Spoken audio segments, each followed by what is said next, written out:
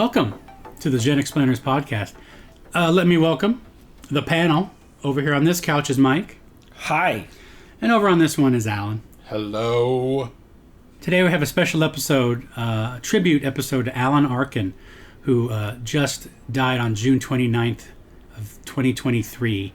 Alan Arkin was most known for his acting career, but he was also a director, producer, screenwriter, and he did both films and theater. He is an Academy Award winner for his role in Little Miss Sunshine. Also Tony Awards, nominated for 6 Emmys. So very, very highly acclaimed. Let's talk about his movies first. Let's start with Alan, his namesake. Yes, I was named after Alan Arkin. That'd be kind of cool. It would be, but Anyway, I wasn't. I know. I was named after my dad. Now, he has a lot of movies. He's prolific. I've seen a good amount, and they're very good, but there's a ton I haven't. He's very prolific. So, Alan, what are the movies that stick out for you in Alan Arkin's career?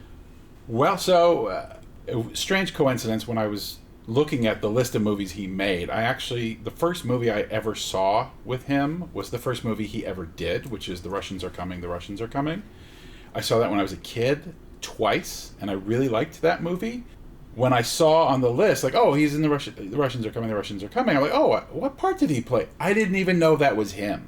The captain, right? The Russian captain. Yuri Rostinov or whatever. Yeah, and that's the one I had seen as a kid too. I don't remember very much about it at all. Again, I remember my 10, 11-year-old self thought it was hilarious, Yes. But yeah, I remember the title and having enjoyed it as a kid. There is no establishment of U.S. Navy or Army or Coastal Guardians on island, no U.S. of Air Force. No, there are no bases at Gloucester. Gloucester. Gloucester, huh? Gloucester. So yeah, so that's one that stands out for me because I did enjoy it so much when I was a kid. Saw it twice. And Glenn Ross was a big one for me. What do you do? What can you do? What can you do? You don't have the leads. If you do not have the goddamn leads.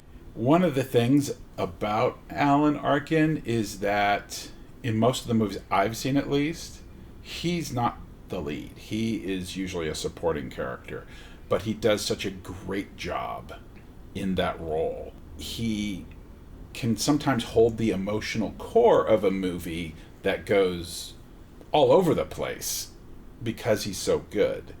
And one movie in particular that I think of when I think of that is Edward Scissorhands, because he's the dad and he has this real fatherly relationship with Johnny Depp's character, and it's very sweet, and it's funny at times too, because he has he has great comedic timing coming out of Second City as he did. Mm-hmm. But he treats him more like a son and less like an oddity. Obviously there's some of that as well, but and that's really powerful. He has a lot of roles that are similar to that, and he's very good at it. The Academy Award winning one.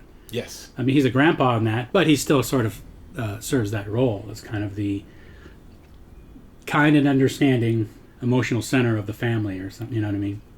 And part of that, the way he does that too, it works with his sort of humor that he brings to those roles too, because I remember at Edward Scissorhands, he did that fatherly relationship and was real. I mean, you felt it, but he added a lot of humor in the way he does it. Yeah. And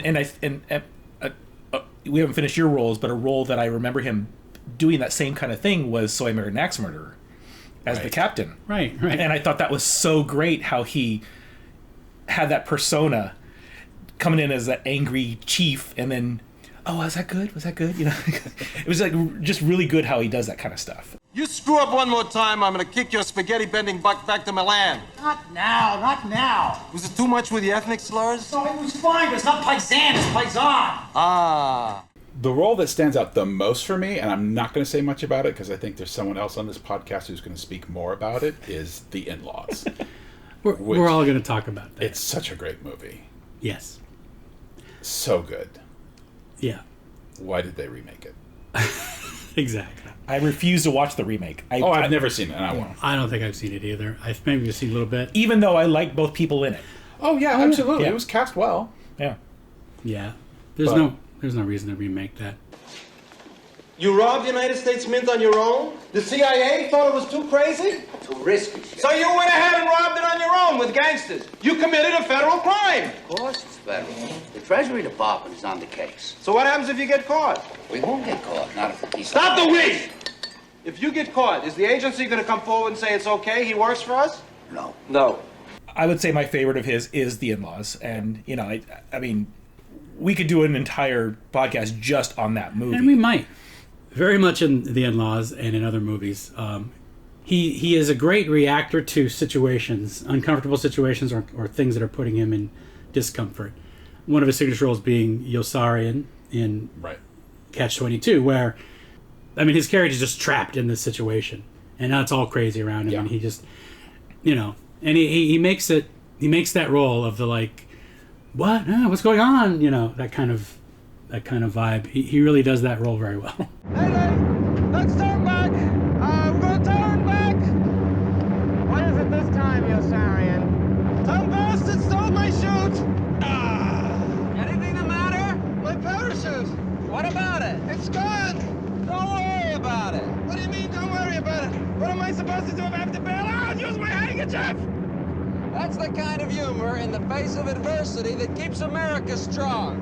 I like you, Yossarian. Listen, Advoc, I'd like to kill you, but I haven't got time right now. Would that be considered the straight man role? Because it's not really so much a comedy duo. You know, like Abbott and Costello. One was a straight man, one was the. I don't think it could be. I mean, it's certainly the more reactive type of performance, but he does it in a really hilarious way. Right.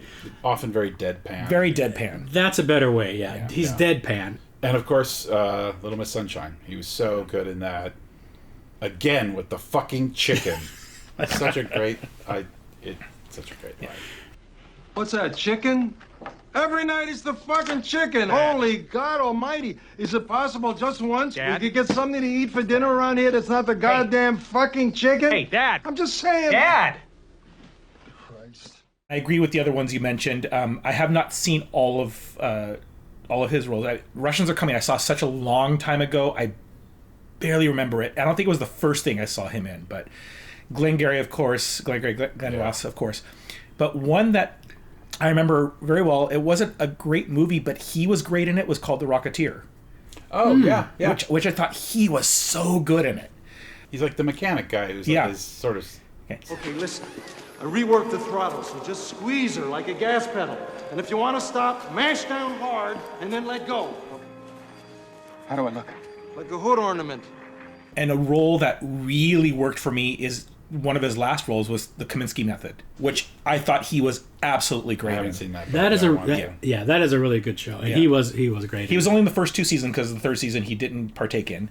But the first two seasons were he was brilliant. And just in that character, it's the character he really thrives at on screen, and he was so good. So, but all the other ones I agree with, and I mentioned So I Married an Axe Murderer, but those are the most memorable ones for me. Yeah. Again, I'm I'm going to agree. Certainly Little Miss Sunshine. The In-Laws is one of my favorite movies. If you haven't seen it, you need to see it. Not the remake, the original. So yeah, The In-Laws, Sheldon Cornpet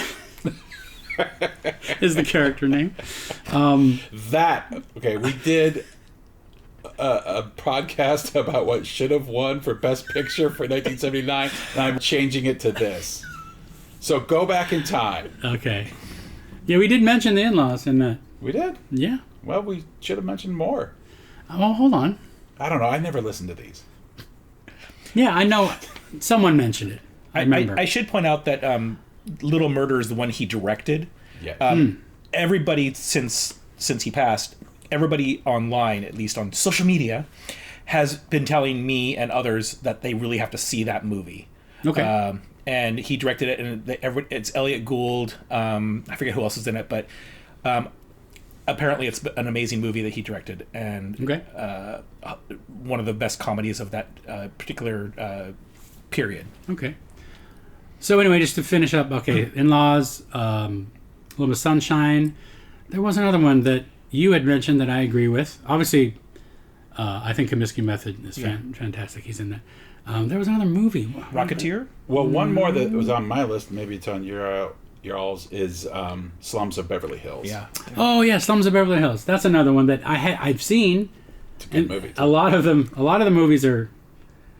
It's true of a lot of the movies on this list. I remember seeing it and remember liking it, but I don't really remember much about it. Is it the stuff back there? Is that it? Is that what's bothering you?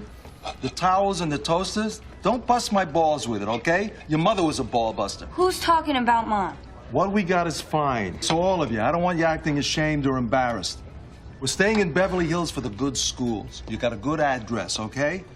As long as we keep the place clean, as long as you stay clean, nobody's gonna say anything about it.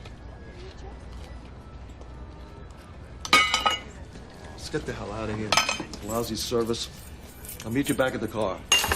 But yeah, Slums of Beverly Hills. I forgot about 13 Conversations About One Thing, too. It's like, that was a really good See, movie. he's in a lot of these really good movies. Let me just mention a couple of maybe some more iconic or famous that he's famous for. I mentioned Catch-22. Wait Until Dark is an interesting movie. It's from a play. It's clearly from a play, the way it's sort of staged. Yeah. Audrey Hepburn, Richard Crenna, Efren Zimbalist Jr., Jack Weston, and in a rare role of the heavy, real evil guy,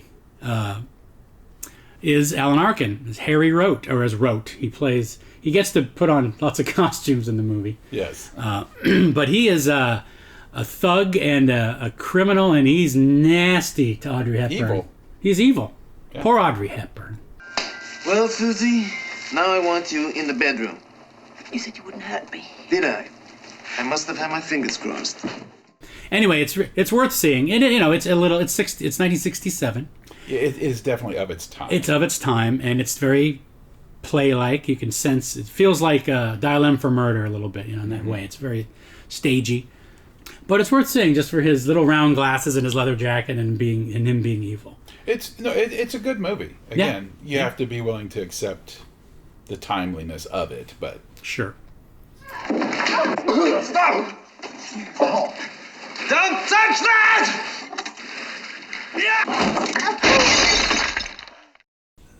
Again, I'm going to name a few movies that I remember from seeing as a kid and remembering thinking they were pretty good, but that's all I remember. Freebie and the Bean. Remember this? I never saw it. I don't even really remember. It's police, It's police, yeah. Detective. Is James Caan in it? Yeah, James Caan. Yeah, okay. And Loretta Swit. So yeah, that one, I again, it was the 70s. It's a detective movie. So worth seeing automatically. A 70s detective movie.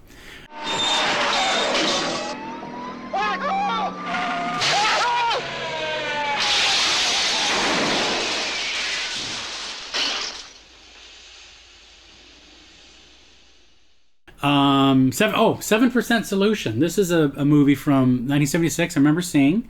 It's about Sherlock Holmes. It's a Sherlock Holmes movie, and he plays Sigmund Freud, and he's also the one who is prescribing the drugs, I believe, in the movie to Holmes. Okay. That's an interesting one. And there's a movie called Simon from 1980, which I believe I saw like on basic cable at the time, the G channel. He plays... It's just Alan Arkin being crazy. Wearing this weird, like, spandex suit and jumping around. I don't know. It's a very odd movie, I remember. But it is memorable to me. Couple more. Choo Choo and the Philly Flash. He plays the Philly Flash. It's a baseball movie, I believe. Going through... Oh, the one I was thinking of that I had to add was Glengarry Glen Ross. I mean, that movie itself... Fantastic. It's a great movie. A must-see, folks. Evidently, he was in the Jerky Boys movie. We can't forget the Santa Claus 3. Santa Claus 3. And in more recent times, he did play a character in Minions: The Rise of Gru in 2022. And he was in Dumbo, evidently. He was in Argo. And he was in Argo. Yeah, very good role. Argo, in fact, talking with somebody recently that Argo, I think only works with his character. Honestly, like his character was the center of that. I think The MGM deal ain't gonna happen, and your script ain't worth the buffalo shit on a nickel. So, the way it looks to me, through the cataracts I grant you, is that you can either sign here and take $10,000 for your toilet paper script, or you can go fuck yourself. With all due respect. To really just wrap up, a lot of great films to check out, ones we've mentioned, maybe some other ones. A beloved actor, his children act too. Adam Arkin is in a lot of things. Yep. Anyway, and direct stuff too. Adam Arkin does. Yeah. Yeah. So yeah, he was one of the greats, and he was 89. I believe so. Yeah. I mean, that's pretty good. Good job. I mean, I'm not going to see that. So. No, neither will I. There's no way. So anyway, Alan Arkin, you'll be missed. Thank you for the great entertainment. Anything else? No, just watch an Alan Arkin movie. Watch an Alan Arkin movie. Preferably not the Santa Claus 3. Yeah. All right. Bye. Bye. Bye.